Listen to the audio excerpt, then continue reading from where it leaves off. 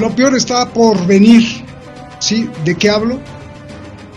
Bueno, pues el presidente de Francia habló con Vladimir Putin y de lo que habló, en conclusión dijo que lo peor está por venir. Así lo dijo.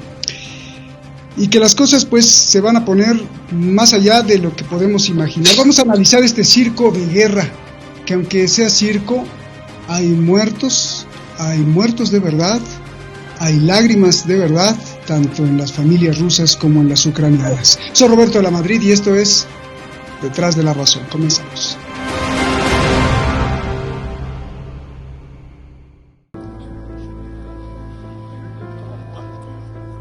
Francia informa. Vladimir Putin, en una llamada telefónica, le dijo al presidente francés lo siguiente: si se niegan a aceptar nuestras condiciones, el ataque continuará.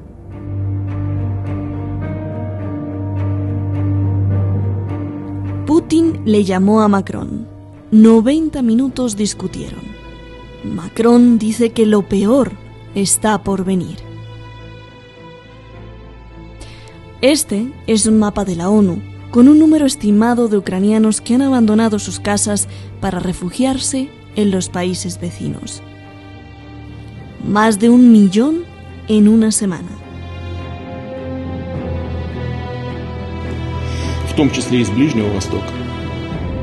En televisión nacional, Putin por primera vez informó que hay soldados rusos muertos en este ataque.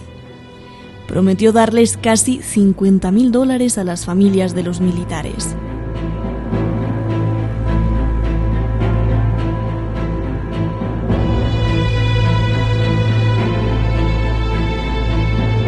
К сожалению, среди наших товарищей, участвующих в специальной военной операции, имеются потери. 498 российских военнослужащих погибли при исполнении воинского долга. Семьям погибших оказывается вся возможная помощь. 1597 наших товарищей получили ранения. Y dijo que el ataque continúa, marchando de acuerdo a su plan.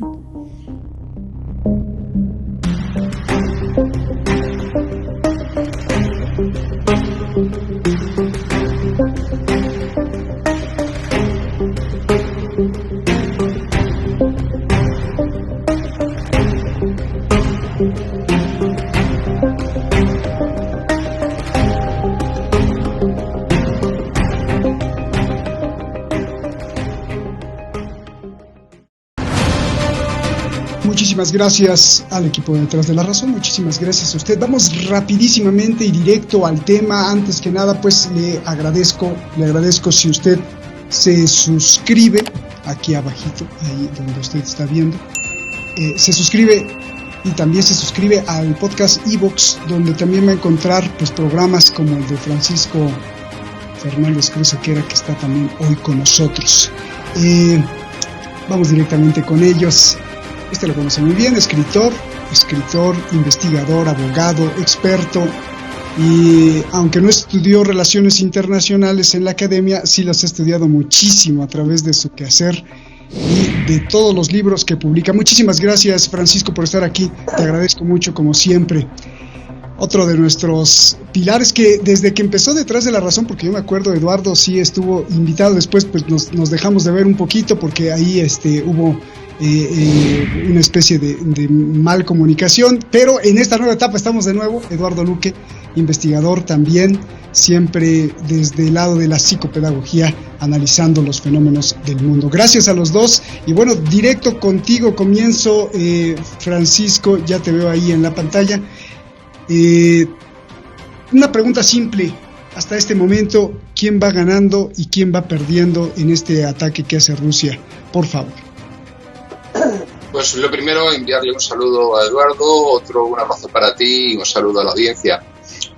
Inicialmente quisiera fijar mi posición en esta cuestión diciendo que no me considero ni antiucraniano ni antirruso y que considero que toda guerra entre europeos no deja de ser nunca una guerra civil. Por lo tanto, mi rechazo a cualquier guerra que tengamos en Europa, porque entiendo que siempre perdemos los mismos. En una guerra europea pierden los europeos. Dicho esto, aquí se está planteando siempre la cuestión y desde el infantilismo que la muchedumbre acostumbrada a los medios de comunicación tiene, suele verse las cosas desde el punto de vista de buenos y malos. Aquí no hay ni buenos ni malos. Aquí hay una situación que se debe analizar desde un punto de vista diferente, desde un punto de vista geopolítico. ¿Quién va ganando? Pues, ¿qué? ¿En qué aspecto? Desde luego aquí en este momento hay un beneficiado, como en todo crimen, cuando se plantea cui prodest, ¿a quién beneficia?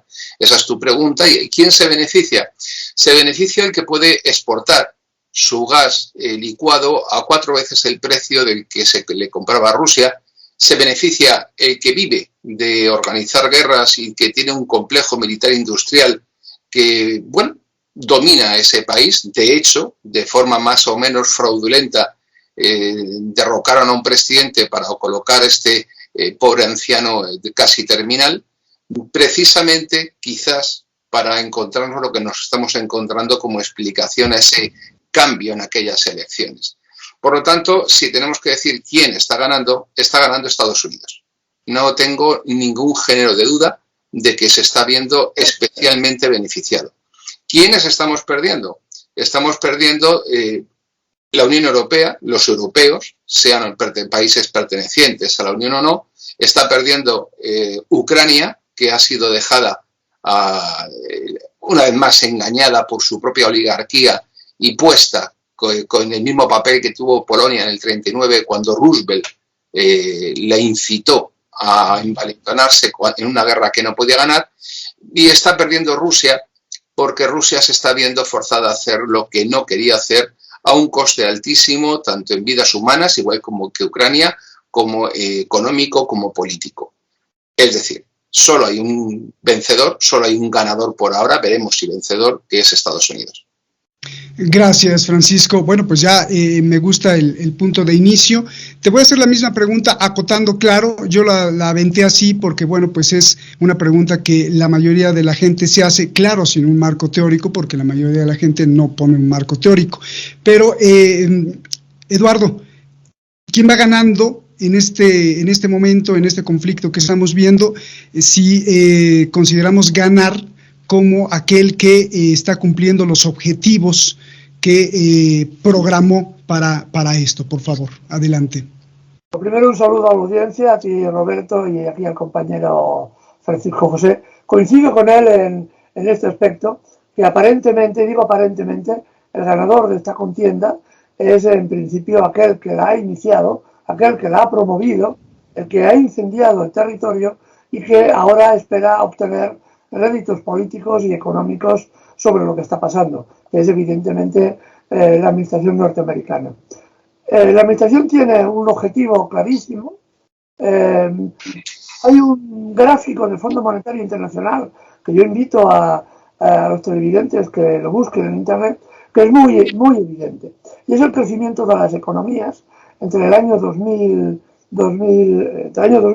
y el 2022. En el 2000, el centro económico mundial era Estados Unidos, en segundo lugar era Alemania y en tercer lugar era China. En el año 2022, el Fondo Monetario Internacional, el mismo gráfico, sitúa en primer lugar a China, en segundo lugar a Alemania y en tercer lugar a Estados Unidos. Estados Unidos sabe que para poder mantenerse como potencia hegemónica de forma unilateral, que es lo que ha estado haciendo desde el año 45, necesita yugular la economía de Alemania. Y para yugular la economía de Alemania, el mejor sistema, dada la dependencia del gas ruso que tiene Alemania y Europa, es evidentemente promover una guerra en Ucrania que ha provocado precisamente las sanciones económicas y que Alemania ahora va a tener serios problemas para que su industria, por falta de energía o por una energía mucho más cara, pueda competir con la industria de Estados Unidos. Así que realmente el ganador, de momento, porque estamos en un juego a muy largo plazo, es Estados Unidos, pero solo de momento. Porque los problemas económicos también para Estados Unidos y especialmente para la Unión Europea serán de una profundidad terrible. Hoy ya anunciaba nuestro presidente, el presidente español, por ejemplo, después de avisarnos de que participaríamos directamente en la guerra. Además ya ha anunciado que van a haber recortes en salarios, en pensiones, en servicios públicos, todo eso, ¿no? Estos son los que ganan con la guerra. Los que ganan, los que están detrás, los que promueven la guerra y los que recortan del dinero público, no solo en España, sino lo que vamos a ver en Europa y en Estados Unidos, van a haber enormes recortes en los fondos públicos para destinarlos al sistema político, al sistema militar. Que estos son también los que están en la sombra empujando a la administración Biden, efectivamente, como decía Francisco José, un presidente absolutamente senil cuando se le oye, que además, apunto que en el discurso posiblemente más importante de su vida el otro día, en el Estado de la Nación, fue capaz de confundir Ucrania con Irán. Y eso muestra también las capacidades del personaje, ¿no? Estos son realmente los que piensan que van a ganar esta guerra. Pero lo que están haciendo es otro mundo. Se está produciendo un cambio geopolítico muy importante, que lo vamos a ver en los próximos meses y podremos explicarlo desde este canal porque podremos asistir a este cambio geopolítico, como quien dice, en vivo y en directo, ¿no? Que esto también es otro elemento que hemos de tener en cuenta, pero que las élites norteamericanas y europeas no entienden ni quieren ver. Solo ven lo inmediato, lo de mañana, el dinero que pueden ganar a continuación. Y parece que no les importa ni mucho ni poco lo que pueda pasar a medio y largo plazo. Oye, Eduardo, ¿cómo sería la derrota de Estados Unidos, esta que se podría ver que nos estás consignando y diciendo? Fundamentalmente va a ser una derrota económica. El hundimiento de la moneda. Estados Unidos tiene un ejército para preservar la moneda. En este momento, si se empuja fuera del sistema de intercambio mundial a los bancos rusos, evidentemente, estos van a seguir interaccionando enormemente con los bancos chinos y ya anunció que con los bancos de los países BRICS, que representan nada menos que el 42% de la población mundial. Los países BRICS no han condenado y no van a participar en las sanciones que quiere imponer Estados Unidos a Rusia. Y esto es muy importante. Y además de estos países, otros países que no están, tampoco van a participar en estas sanciones. México, por ejemplo, Turquía tampoco va a participar, Irán, que no está en los países BRICS, pero quería entrar. Todos estos países no van a sancionar a Rusia, van a seguir negociando con Rusia. El problema va a ser para Estados Unidos, porque evidentemente el peso económico se va a trasladar hacia Asia, en lugar de lo que era ahora Estados Unidos o Europa. Por ahí va a venir la decadencia de los Estados Unidos. Y una nota al margen. No hace mucho, el expresidente Jimmy Carter, expresidente de los Estados Unidos, anunciaba y hacía un llamamiento a su país del peligro de guerra civil dentro de Estados Unidos. Esto que lo diga un expresidente de Estados Unidos, así como varios generales en retiro, es una nota también muy importante de que la situación política y económica en el interior de Estados Unidos es muy crítica en este momento. Y esta guerra va a acentuar precisamente esta crisis. Bien, gracias, Eduardo. Francisco, tú que has analizado mucho los discursos a través de tus libros, a través de tus análisis, el discurso de Biden que escuchamos en de la Unión, o en el Estado de la Unión, el discurso también de la Unión Europea contra Rusia, ¿no es un show? ¿No te parece que es un show armado como de película de Hollywood?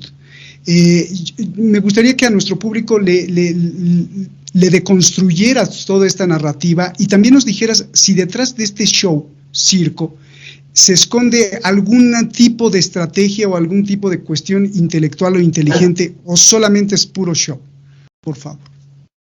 Bueno, pues con tu permiso y con permiso de Eduardo, que le pido un poquito de paciencia, quiero hacer una pequeña semblanza, tal y como me pides, para exponer la visión que tengo de conjunto. Yo le sugeriría a los espectadores de este canal una película que es Cortina de humo, en la que el protagonista, si no recuerdo mal, Dustin Hoffman, le pregunta: ¿quieres que produzca tu guerra? Y ahora vamos a ver qué guerra es, qué tenemos, qué está pasando, y también vamos a ver un poco el planteamiento que ha esbozado acertadamente Eduardo y que quiero pues un poco incluso detallar aún más partiendo de la exposición que él ha hecho. Por un lado tenemos que un buen día alguien nos dice, oiga, mire usted, se ha caído el muro de Berlín da lugar a la aparición de un mundo unipolar, cambia el pensamiento de seguridad norteamericano y surge un concepto que es ese concepto de la guerra híbrida, que muchas personas asocian equivocadamente al que ha sido jefe del Estado Mayor y viceministro de Defensa ruso, Gerasimov, por aquel artículo que publicó en 2012, pero en que en realidad Gerasimov lo que hacía era estudiar el pensamiento de seguridad norteamericano, que hoy día ha saltado a partir de finales de 2014 de la situación que se dio en el Maidán y en el cambio de esa revolución de colores a esa nueva guerra multidominio hecha a base Big Data, drones inteligentes, armas no tripuladas, láser, etc. Bien,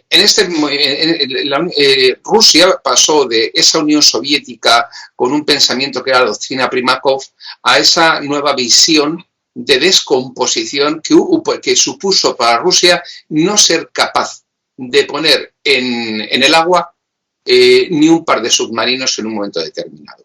Su capacidad para resistir al avance del imperio norteamericano no existía. En esas circunstancias se retiran las fuerzas del otrora Pacto de Varsovia del este de Europa con un compromiso verbal en el año 97 de que no va a avanzar la Alianza Atlántica hacia las fronteras rusas. Bien, si apreciamos el mapa en este momento, la Alianza Atlántica se ha extendido a los países bálticos, Rumanía, Bulgaria, Polonia y prácticamente ha ocupado todos los países que en su día fueron parte del Pacto de Varsovia y ahora, sabiendo el problema que le crea Rusia, promovió ese cambio en 2014 en Ucrania que permitiese amenazar a Rusia con la inclusión de Ucrania en la Alianza Atlántica y a la oligarquía de Kiev, porque en los medios de comunicación mal llamados occidentales se manipula a la gente siempre hablando de los oligarcas rusos. No sé por qué no hablan de los oligarcas de Londres o de los oligarcas de Washington, no solamente hablan de oligarcas rusos. Y se habla de esa oligarquía de Kiev, se le puso un señuelo delante que fue la entrada en la Unión Europea. Es decir, tú entras en la Alianza Atlántica y a continuación entras en la Unión Europea, lo que significaría la inyección de ingentes cantidades de dinero sin ningún tipo de control. Cosa que en países como han sido España u otros de la periferia europea ha supuesto el enriquecimiento de la clase política, de la clase industrial, de la clase bancaria sin límite por medio de la corrupción. Bien, ante este soñuelo, como el hebreo de Kiev no se podía contener, ni él ni los otros hooligans de Kiev que estaban ávidos de ese dinero y decidieron lanzarse a la aventura de entrar en la Unión Europea y en la Alianza. Evidentemente, no podemos concebir Ucrania como un país homogéneo, como si fuese una sola cosa. Al este del río Dnieper, Ucrania es de religión ortodoxa y habla rusa. Al oeste del río Dnieper, la religión predominante es la Iglesia Uniata católica, los únicos curas católicos que se pueden casar según su confesión, y además es de habla ucraniana.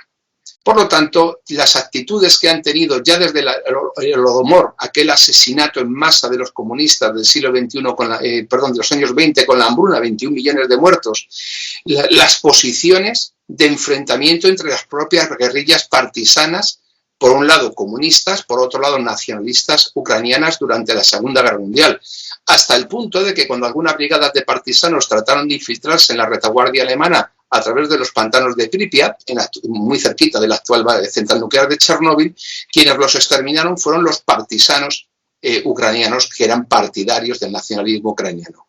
Esa lucha se mantuvo contra las fuerzas rusas del KGB, del GPU, del NKVD desde los años 20 hasta mediados de los años 50 en aquel ejército nacional ucraniano que en la propia guerra, en la zona de lo que se llamó por parte de los alemanes la Galitzia, formó una división de las SS. Es decir, la división del interior de Ucrania ha sido una realidad desde hace ya aproximadamente casi 100 años. Cuando se llega a 2014 y se provoca esa situación, no son colonos rusos recién instalados los que se levantan contra Kiev.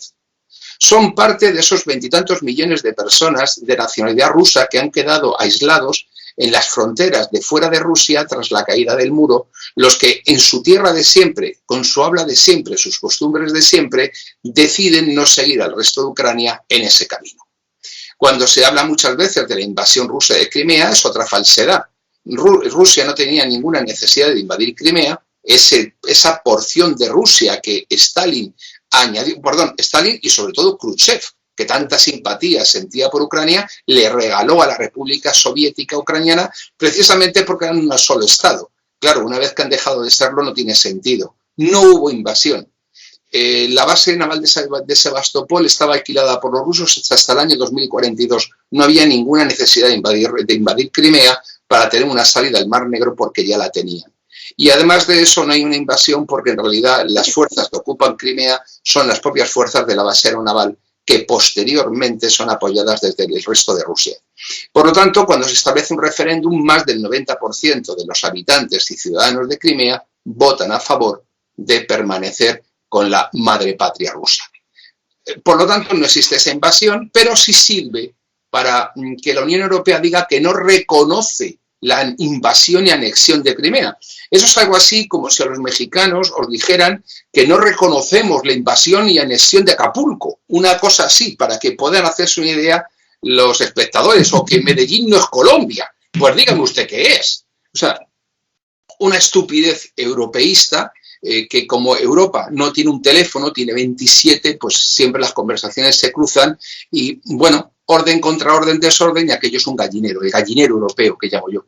A partir de ahí, Rusia, consciente del papel que tuvo en la guerra civil chechena, que en Europa se vendió como una invasión, no lo fue, y consciente de la maniobra norteamericana en Georgia, que le llevó a hacer lo mismo que han hecho en Ucrania, Abjasia y Osetia, Rusia reaccionó y le pusieron en su sitio a Georgia, pues han hecho lo mismo en Ucrania. Y ha habido dos repúblicas del Donbass, del llamado Donbass, dos repúblicas que se han independizado precisamente porque Ucrania no ha cumplido ninguno de los tratados y compromisos que asumió. Entre ellos, la federalización de Ucrania, en el que las 24 repúblicas tuvieran derecho de veto respecto de los tratados de alianza, de ingreso en una alianza militar extranjera. Como no lo cumplieron, lógicamente se sublevaron. Contaron con el apoyo de Rusia, de Moscú, y durante 8 años los ucranianos han querido, la minoría ucraniana que gobierna en Kiev, no los ucranianos, el pueblo es otra cosa, han querido, y así lo han dicho, excluir de los colegios a los niños, que vivan en sótanos, bombardearlos y masacrarlos hasta su exterminio, cosa que no han logrado. Y todo eso ha sido instigado por Washington. Y ahora es cuando, a partir de ese momento, Rusia se dedica a construir un arma terrible.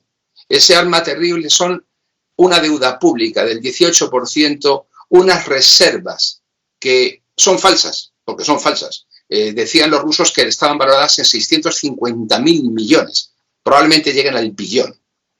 Y hoy, precisamente hoy, día 3 de marzo, cuando grabamos esto, era el día que correspondía que Moscú hiciera público, como viene haciendo el día 3 de cada mes, los datos de sus reservas. Que yo sepa, en el momento en el que estamos grabando el programa, no lo ha hecho.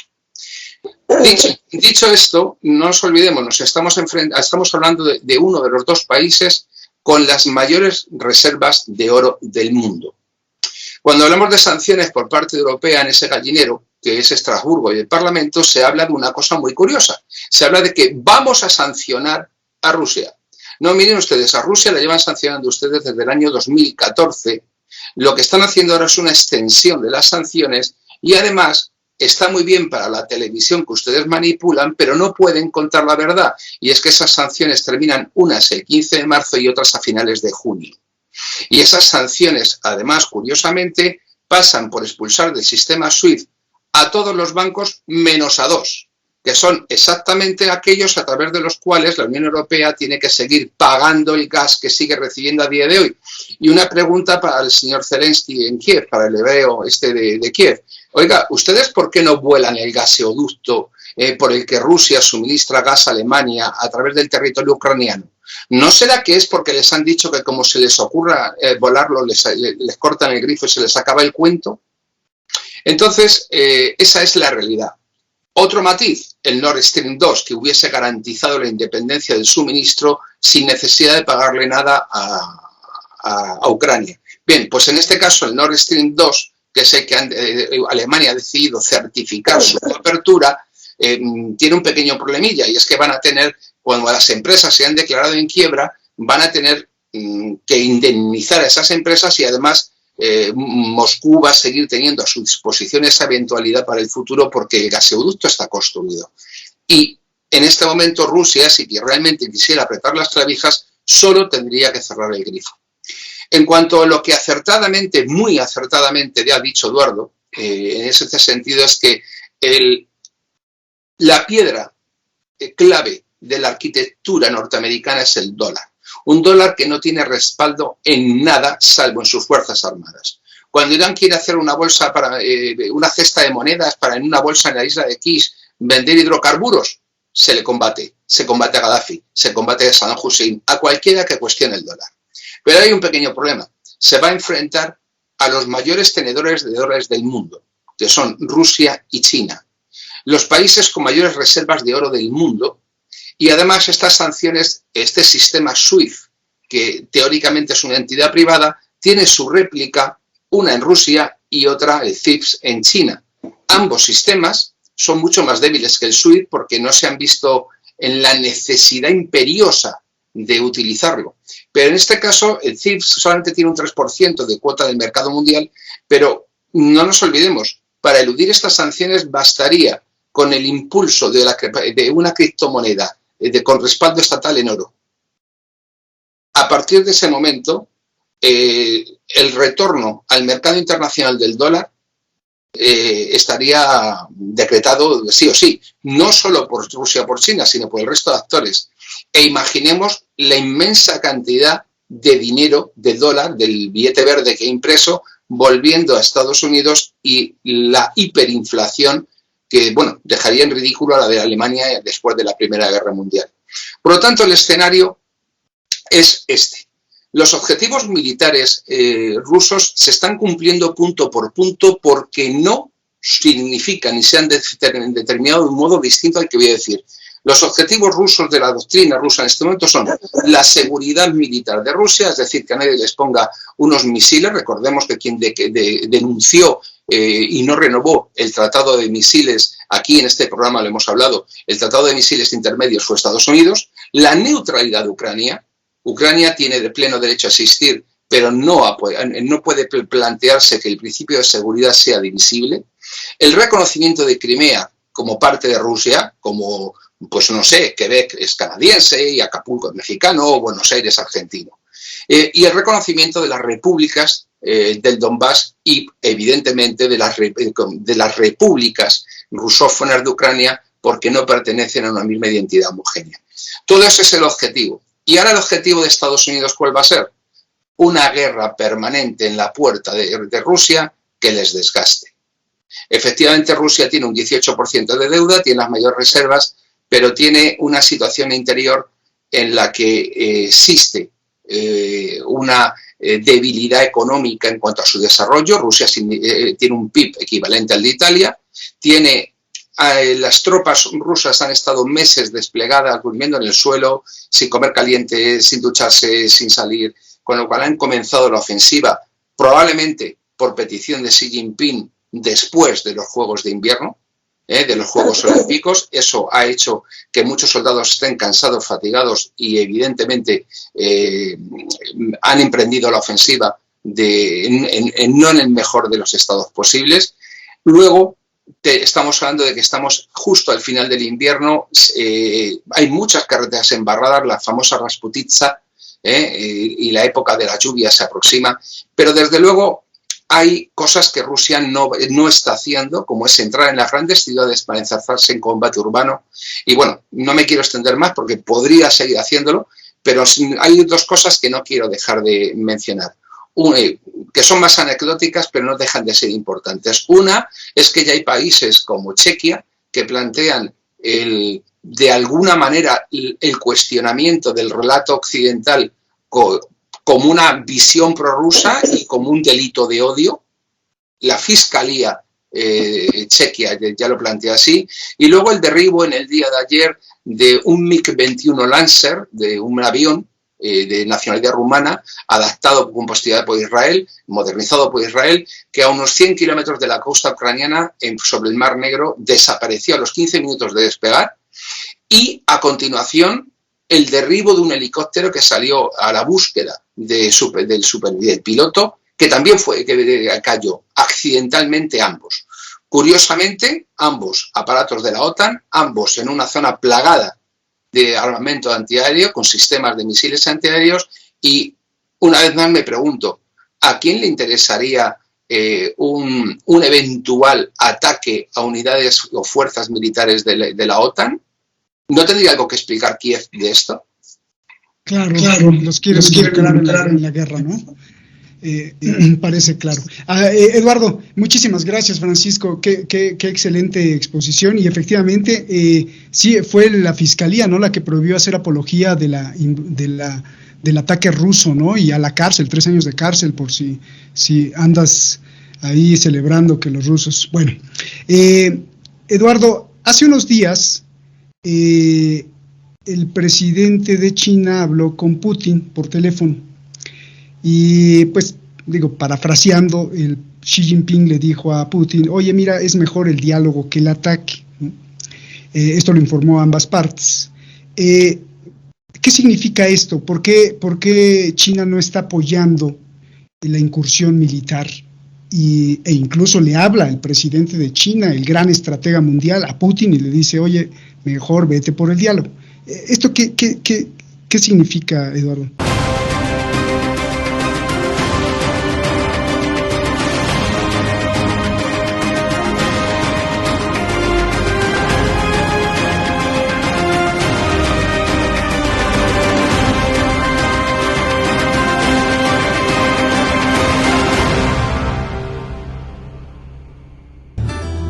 Pedirle, como todos los canales lo hacen y que gracias a eso podemos existir y llevar la información, que haga algo muy sencillo. Solo píquele ahí y suscríbase, toque la campanita, para que este espacio de libertad continúe. De lo contrario, los que nos quieren manipular seguirán avanzando. ¡Saludos!